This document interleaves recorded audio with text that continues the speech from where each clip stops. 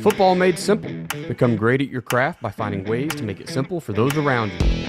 This is the Coaching 101 podcast hosted by Findaway Productions with your co-host, Daniel Chamberlain and Kenny Simpson.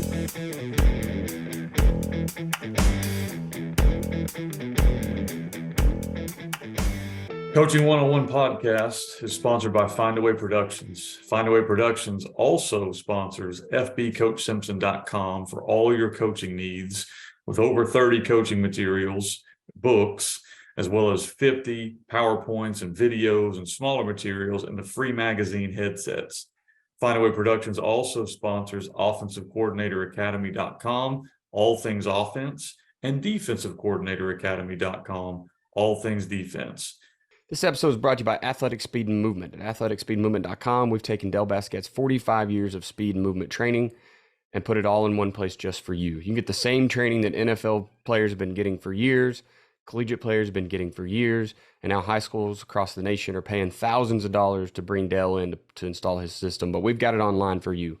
It's time to help your team become faster, not just in the 40, not just their sprint speed, but between the tackles and their cuts while they're chasing down the quarterback. It's time for you to help them become faster everywhere. Jump over to athleticspeedmovement.com. There's an orange button there. Just click it. It says, get the keys to playing faster.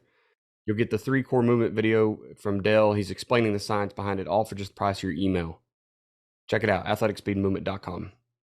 All right, good stuff, Coach. I think there was something else you wanted to hit that wasn't recorded. So Head Coaching Academy, right? Can you tell us all about that? Yeah, we just put out theheadcoachacademy.com, which is about 20 sessions that walk through the workbook we put out. And we put out that head coach workbook probably a year ago and really has been good. It talks about like how to get the job, what to do once you have the job, building a staff, organizing practice, all that stuff, inventory, just all the stuff that head coaches need to know. So the workbook's like 180 pages, 12 chapters. So we pretty much built the academy around that. So I would go through and explain how to use the workbook, and then we'd bring in somebody who's really been successful at that area in head coaching to walk them through how to get the job, how to organize your staff, how to build your practices. And so I think it ended up being about 15 hours at this point, and we're going to continue to grow it. So it's a lot of content. You get the digital workbook for free, but it's over at theheadcoachacademy.com. So I think it's a really good product for a lot of coaches, whether they're a head coach now or they're trying to become a head coach. There's going to be something they can get, from that. Right. Well, that's awesome, man. I know that I love getting into new systems like that and just seeing what other people are doing. So there's probably a lot of guys who have been head coaching a while that could benefit from it, right? And especially new guys. I plan on jumping over there because I am a new guy and I eventually want to become a head coach. So you might as well go in with all the resources. Sometimes I kind of wonder what people did before guys like you and Joe and Chris Four, he's got his book. Like, what did people do? Did they just take a job and not know? How did you ever get the job? And then there's materials out there. We went super practical. Like, I don't like to bring theory into stuff. I want you to be able to leave something and like have a plan. So for Chris Four, you mentioned him. He did the whole how to get the job. Did a great job with it. I brought him back to do liability. He scared the crap out of me about all the ways you can get sued. But I was taking notes and going, man, I better get better at some of this stuff. So that's in there. That's not a fun section, but I think it's a very useful section. Then we brought in some of the guys that have won a couple state championships on how to organize practice. That was really cool to hear how they did things different, how they built their staff different. We brought in Kevin Swift, old school guy out of Oregon. He talked about how to deal with like organizing your staff, how to do it in a rural versus an urban. So how to be small school or big school. Chris Parker came in, talked about like organization inside of, I think the organizing guru, Parker's resources and all that stuff. I'm a big fan of him. Yeah. So we brought him in again, and then we brought a couple other guys as well that did a really good job. I think I was taking notes, so I think it's good for any coach. Awesome. Well, I look forward to jumping in there, and I'm sure other guys will get in there too. Where did we find that at? Tell me one more time. theheadcoachacademy.com. theheadcoachacademy.com. I think we're running through the end of January, so I don't know when they're going to watch this, like an early bird special. If you hear this and it's after January, email me and we'll honor that pricing. There you go. All right, Coach. We came here today to talk about some defensive coverages. We're kind of finishing out the season here. Season 2's just about a wrap. AFCA gave us a few good episodes there, and we were just talking about developing of different position groups, whether it's your skill guys on offense or defense, which side of the line you're on. We're just really trying to get resources out there so guys can get that whatever they're going to use their playbook, their drill book, they're putting a coach in the right place, right? Whatever it is, we want guys to get ready now in the spring. Well, really before spring ball ever hits, if they get spring ball. I realize I'm learning more and more that people just don't get that. But before the summer hits, they can have a lot more things lined out. You're not learning it in August. So today we're going to talk defensive coverages, kind of where you should be, which one you should choose, because there's a ton of them, right? I heard someone the other day say, "Oh yeah, we run 0 through 9," and I was just like, "Whoa," Yeah. And so kudos to them if they want to run a little bit of everything. But I think you should find a home, you should find a base, right? And that should be something you could fall on and run it really well all the time. So, really, that's our first question here for you to talk about, Coach. Is what is your home? What's your base defense and why? Yeah, I think every coach needs to kind of figure what that is going to be out in their system. I would recommend whatever you do, and I'm not pitching. We have a 3-4 system that, of course, I think is a really good system. It's worked well for us, and we offer that, the 3-4 swarm over at fbcoachsimpson.com. But there are other good systems. There's good 4-4 systems. There's good 4-3 systems. There's good 3 safety systems. There's a lot of good defenses out there. I think sometimes as coaches, we do one of two things. We either try to completely copy one of those, and that's not good. But it's better than option 2 is where we try to reinvent the wheel and start with no real base and kind of work there. So that's my pitch for you guys. Hey, I would go invest in one of those, some resources that are available, whether that's YouTube or whether that's actually getting somebody's system, whatever that is, and then modifying it to fit your kids. But when you say base, I think that has to be when you're installing day one, this is the coverage we're going to live in. And then here's how this coverage adjusts to everything else. And I think that's got to be what you have, because you're going to have those situations that are going to come up where you see a formation you've never practiced for, you've never prepared for, and there it is. And you got to have base rules that handle that. You're going to have times where they're going so fast, your kids have to call it. And so this is what we're going to get to. So when we say base, I mean like your home. Like this is where we're going to live in when the chips are down and our kids are extremely comfortable. I think you've got to be multiple, but I think you have to have kind of something you can hang your hat on in coverage area. And then there's a lot of ones you can go to. Ours is cover 2 read. So that's kind of where we live. So we're a 2-high defense. We're going to live in a split field coverage because we have rules that make it really simple for our kids. So when coaches say like we're going to be coverage 0 through 9, that's a lot. However, when you teach concepts like, guys, if you have 2 receivers, here's how we handle that. If you have 3 receivers, here's how we handle that. If you have 1 receiver, here's how we handle that. If you have a tight end, here's our adjustment. If you have an H-back, here's our adjustment. And what you're doing, especially if you're working this on both sides of the field or splitting the field, technically we run 2 read. But if you give us trips, we're running poach, which is a different number. If you give us 2 singles, we're running man, which is another number. If you give us 2 tight ends, we're running this. So you have all these adjustments that you have to build in. And I think those are the way you teach them, because we're going to be in our base coverage, which for us is 2 read. And here's how we're going to handle twins. Here's how we're going to handle bunch. Here's trips. Here's all these different rules, or not rules, all these different looks, but your rule never changes. And I think that's how you can become multiple without really becoming multiple. Like your kids just know that is base. And then your rules build in all those adjustments. So if we're seeing a 3-by-1 look, we're man on the backside. That's our base rule.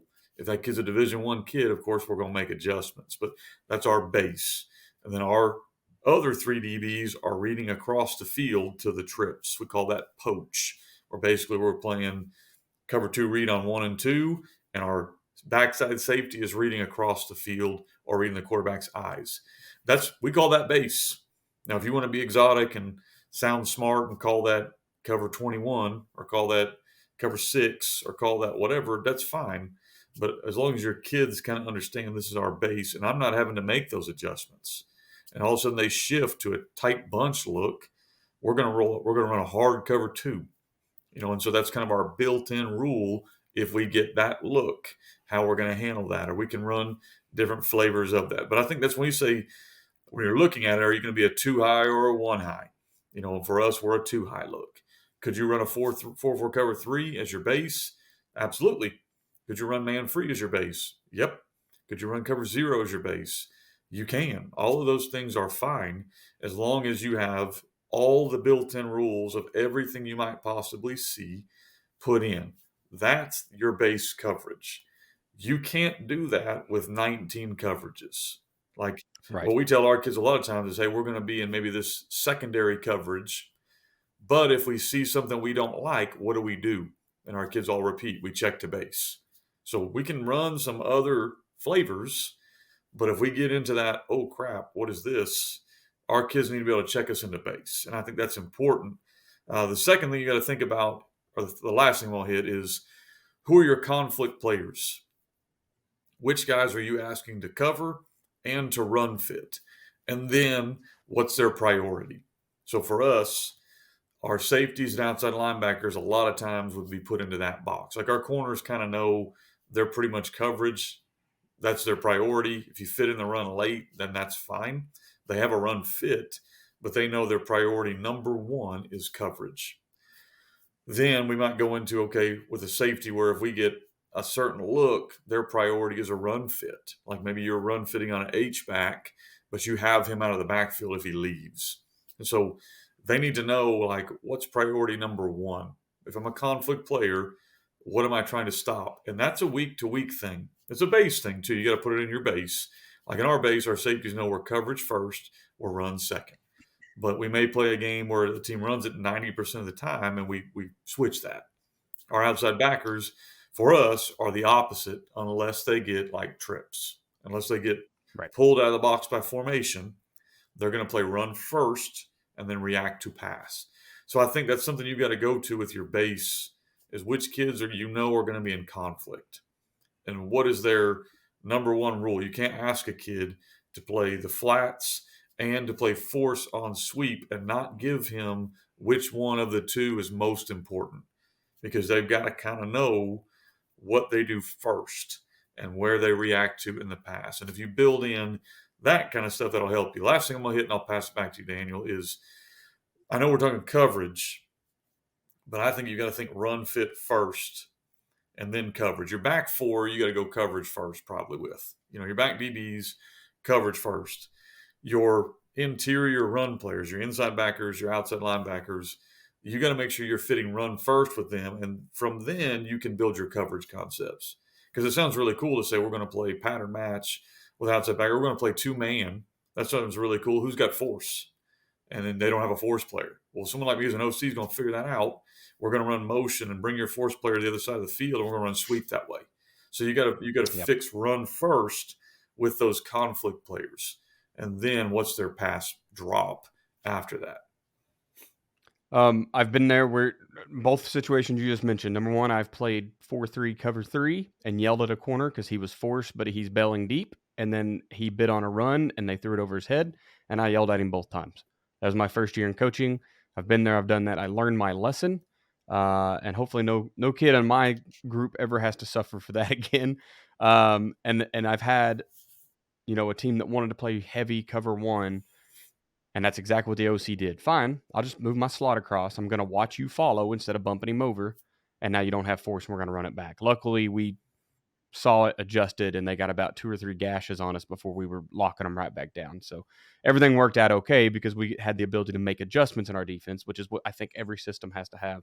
I know that for first-year coaches, just learning those run fits and coverages and what they look like and starting very simple is important. And you have to think like that for your kids as well, right? Because you're going to have first year kids. And in fact, by the time they're seniors, they've seen most of them 30 games. You know what I mean? Like they don't have a lot of experience. They've not done this a ton. I started a couple of years ago just learning, or I get maybe even last year, like 7, 8, and 9 man spacing. And I remember Cody Alexander's the one that I studied his, the way he describes it. And I thought, whoever would go to 9-man spacing. Like that doesn't, and if you don't know what that is, number one, Google it and do a little bit of research, learn. Like I think that's something you should be doing right now in the off season anyways. It'll help you understand maybe what you are. Um, some people just have that base in their head. And I never thought anybody would be that aggressive. Essentially, 7-man spacing is 4-2-5.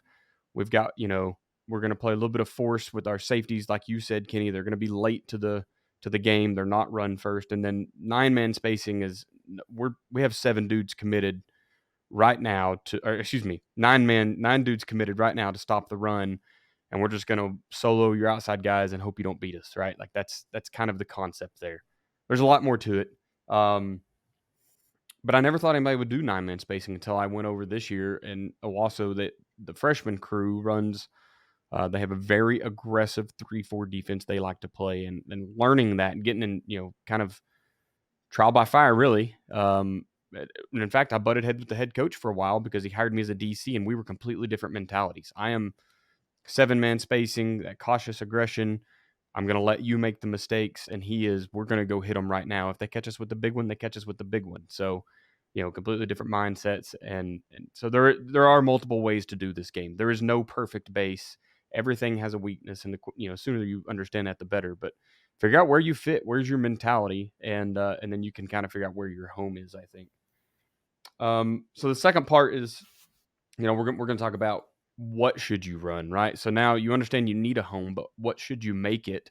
And I'm going to kick this one off a little bit. And really the question is, should we run match? Should we be going, old country cover 3 and spot dropping? Should we play man all the time? And I start with looking at the schedule.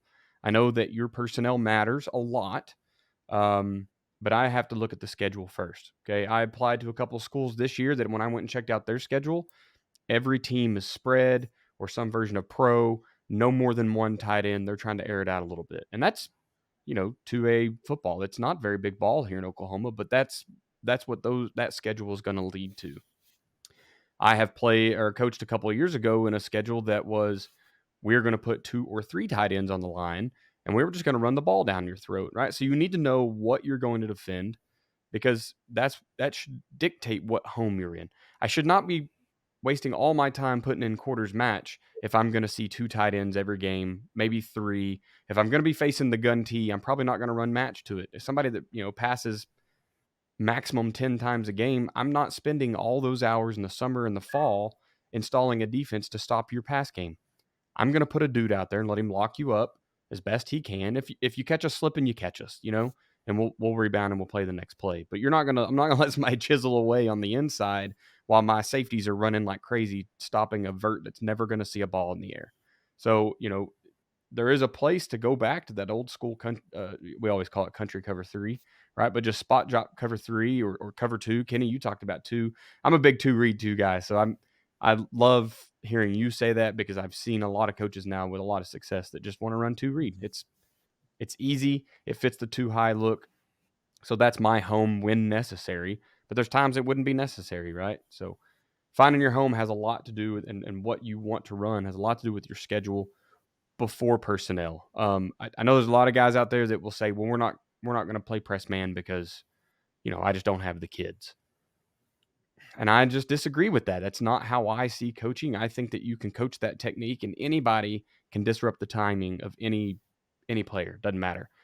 Now, if you put a Des Bryant kid out there on the outside, I'm going to have to change a little bit, right? I'm going to have to bracket him or something, because he is probably going to roast my guy all night long. But I can still mess up his timing with the average wide receiver. Yeah. I think you're right on the money with look at your schedule, and not just what kind of offense they run, but how are they running it. There's a lot of, especially at the 2 or 3A levels, that you see a lot of spread to run teams. Like they're in spread, but they're just trying to get you in a 5-man box to run the quarterback. And so I think you have to look at not only what formations they're running, but what they're trying to do. Are you seeing exotic? Are you seeing teams that are running mesh and they're running it well, or are they just running mesh because it's what they run and they don't really read it very well? And so there's differences when you watch teams play. And mainly it goes back to that first point we talked about with conflict guys. You only have so many hours of the day or the year where you can teach them what to do. So like as Daniel mentioned, if their job 90% of the season is going to be run fits, you want to have 2 or 3 curve balls in the run fits you can put in.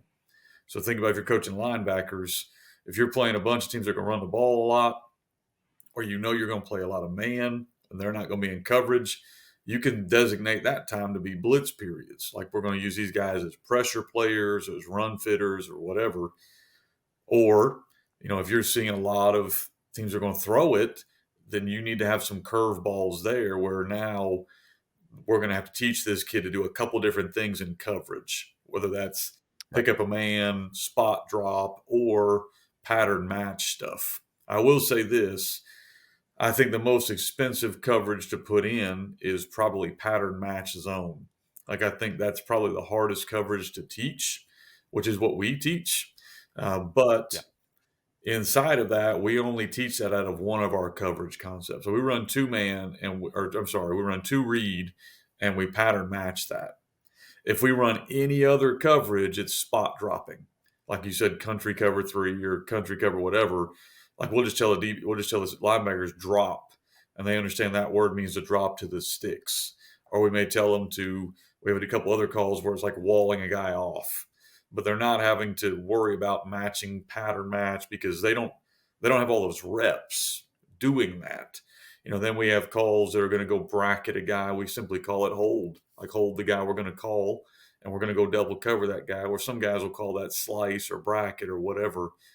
If you're playing a lot of teams and using that coverage a lot, you want to be able to hide it. We might use that coverage against one team 6 times a season. We see a team that's got a D1 kid not very often, and he's in space, and we're going to want to use that coverage against him. So we have it in, but we don't have to hide that. So we're not going to spend a lot of time on that. We're just going to kind of put it in. I do want to mention, if you're a man team, there's zero wrong with that, but you need to figure out how are you going to handle, because offensive coordinators like me are going to run a lot of bunch, motion, mesh, pick stuff. How are you teaching that? Are you playing levels with your man where one guy's up, one guy's back, or you have the first outbreaker, you got the first inbreaker? How are you teaching that? Because sophisticated passing teams are getting into where they can do that. Or what about when they go empty and are running your guys off and just running the ball? How are you handling that? So to me, you've got to kind of figure out what you're going to live in. Go back to question 1.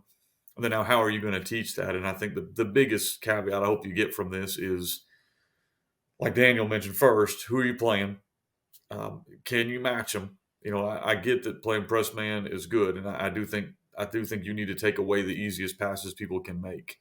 However, if you're playing press man with a 5 flat corner on a Division I athlete and not giving him any help, you're just asking for trouble. And so you do have to look at personnel at some point. It doesn't mean you can't play man. It doesn't mean you can't play man press, but how are you helping that kid out?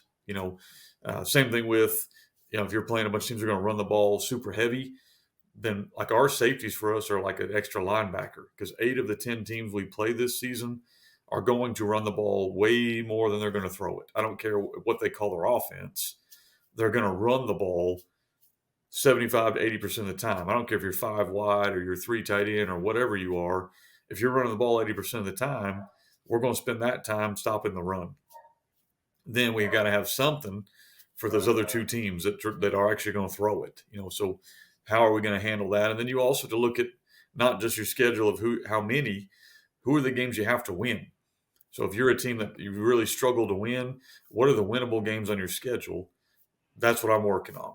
If you're a team that is winning, now I'm looking at how do we have to win conference? Who are the teams we got to beat to win the conference?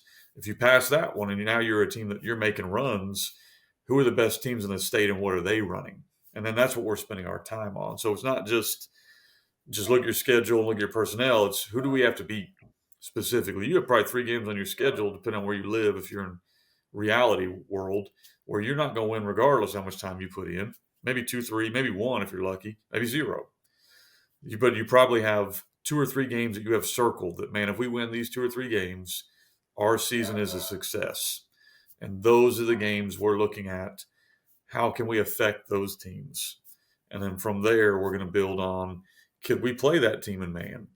Can we play that team in what we're going to run? And so I know that's kind of a long-winded answer and windy, but those are the things you've got to consider before you put in your defense. And I want to harp back to, I really would recommend looking at resources of one or two home defenses. Cody Alexander's a great one that Daniel brought on. He's been on our podcast before.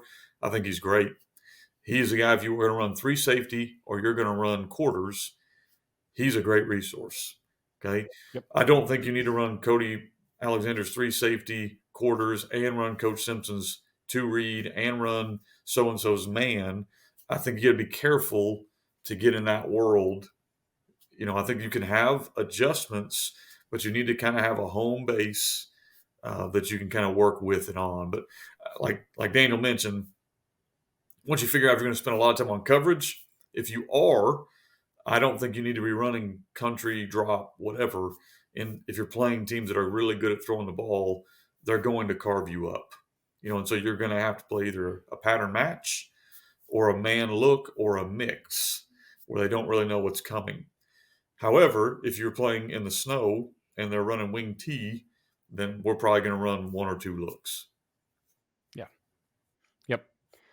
You talked about being able to build on your defense to handle those tougher teams. You never know what year you might make a run, right? So you might need to have a way to build and make those adjustments because you have no idea who you're going to play in the playoffs. Maybe you weren't supposed to be there, and you just shocked some people, or the other guy wasn't supposed to be. You never know what you're going to see. I mean, y'all made a really long run this year, right? And was there any offenses that surprised you during that run? Not that surprised us, but we got into basically when we got in the upper levels in Arkansas, you're going to see very good spread teams. Like that's kind of right. If you're going to make a run, you're going to eventually see teams that are good enough to run it and throw it from spread, which is really hard to stop.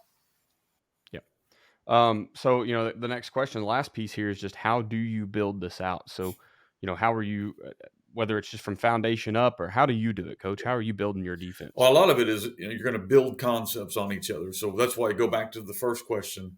We're going to live in what looks like a 2-high shell, and we're going to run cover 2 read, and that's our base. So if we call that's what we're in.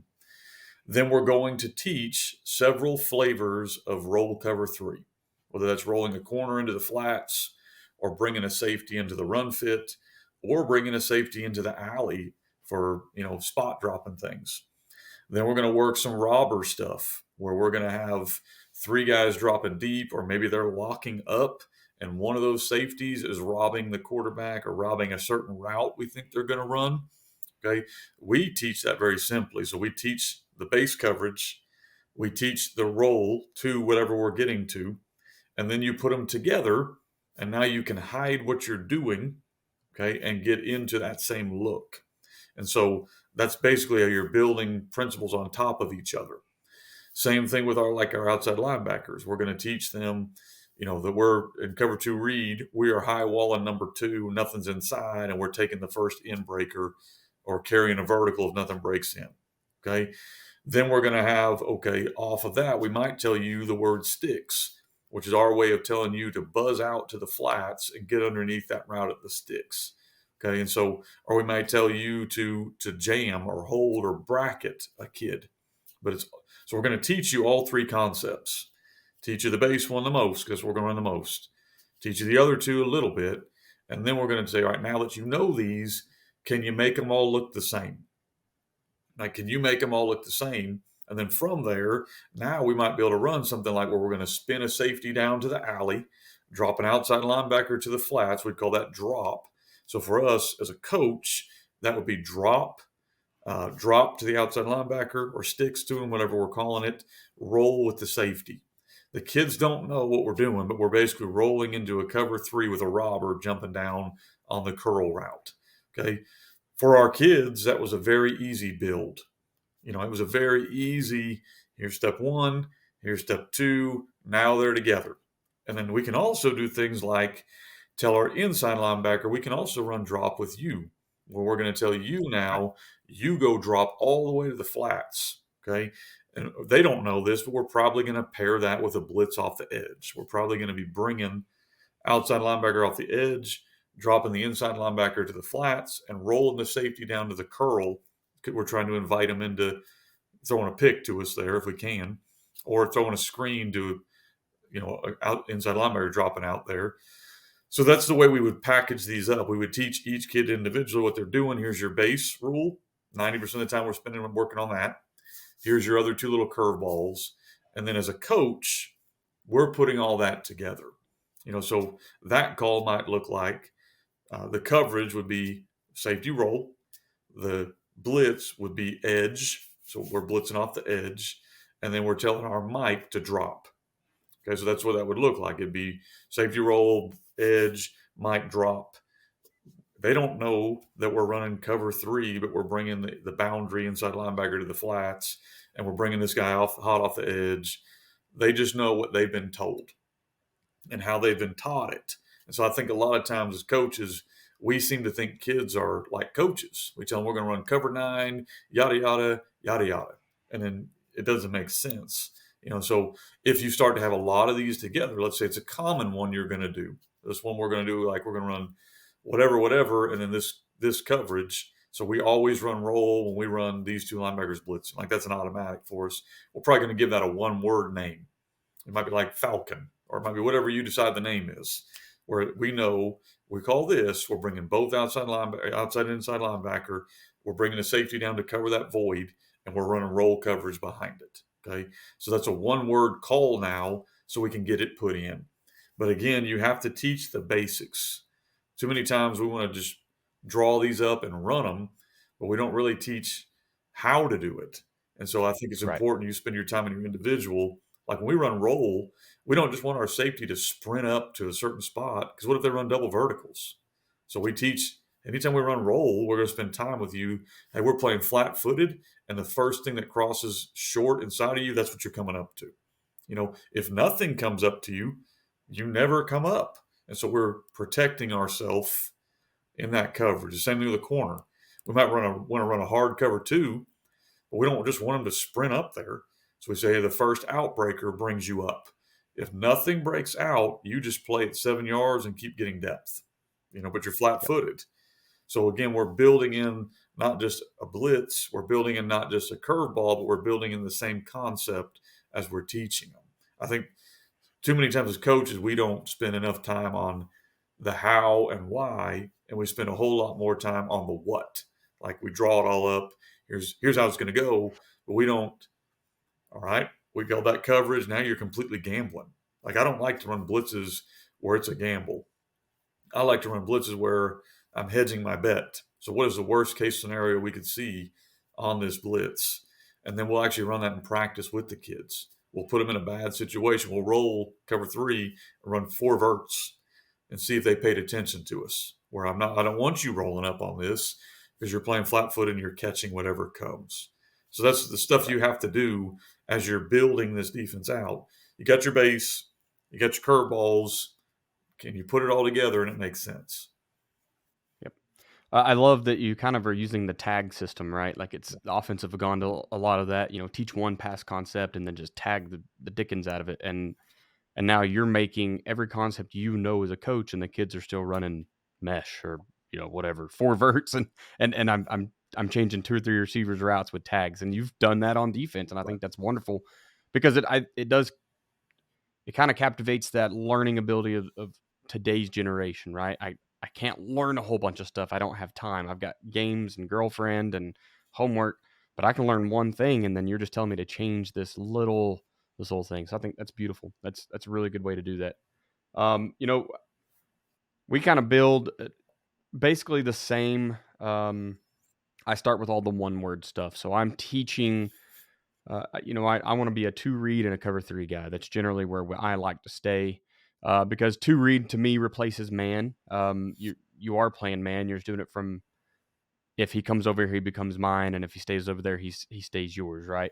And so cover 3 is my kind of my blitzing coverage. That's where I like to, if I want to bring heat. This year was my first year in a 3-4, so I really found there that the rolling over, and then I can send safeties from all over the place, or players altogether, I guess.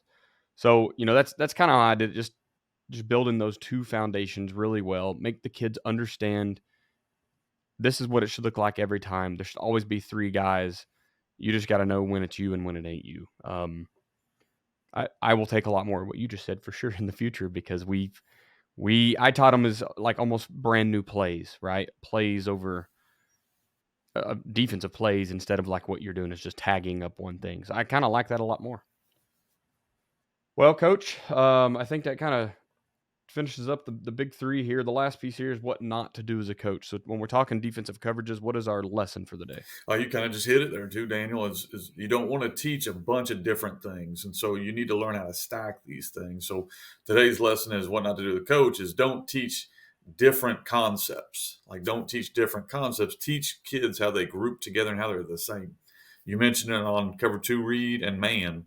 So if you want to mix between those two, we're teaching man concepts of how we're going to handle a guy, and then we're going to put that together. So we can tell a kid, hey, if we're in cover two read and he becomes your man, it should revert back to whatever you were doing in man coverage. Or if we're running, cover three roll or whatever it is, then this should be just like cover two read, except you're doing blah, blah, blah, and you make the adjustment. The easiest way to teach a kid is to point back to something he's already done and say, it's just like this with this minor adjustment, whether that's tagging or whether that's teaching them different concepts on how to do it. And so I think a lot of times as coaches, we want to put in a lot of coverages. We never really relate them with the kids. So they don't really seem to make sense with the kids. And now they're having to learn a bunch of coverages as opposed to they're still learning a bunch of coverages, how we just did it with tagging. But for them, that's much cleaner and easier to learn. Yep.